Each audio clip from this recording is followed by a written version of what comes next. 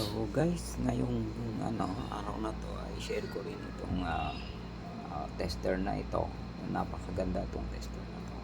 So, hindi mo na kailangan maglipat-lipat ng mga knob. Automatic na siya. Meron na siyang resistance, meron pa siyang GFCI na function. So yan, may continuity. Magbabaser siya pagka tinest mo. Pag sinort mo yung probe niya, tutunog na siya agad. Ayan, tutunog na siya agad, ilaw pa. So yun daw, continuity test. So tutunog na siya, may ilaw pa. Tapos hindi mo na kailangan ilipat kung ano-ano para mag-test na gano'n. Pagka naman, kailangan mong mabasa yung resistance, yun lang, pinutin mo yung resistance. O yan, para pag continuity, alisin mo lang yung pag walang display, mag-short mo lang, continuity test na siya agad.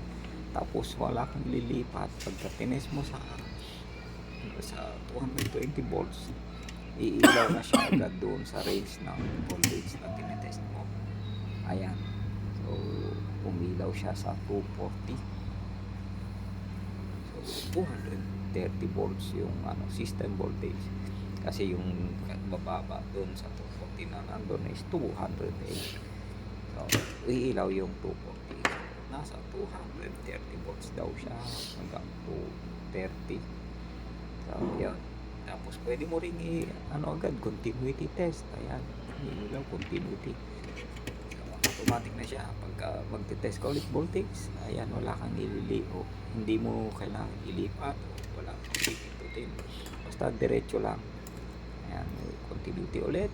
Ayan, so maganda itong tester na to. Hindi naman kailangan branded, mayroon din naman sa online na ganyan.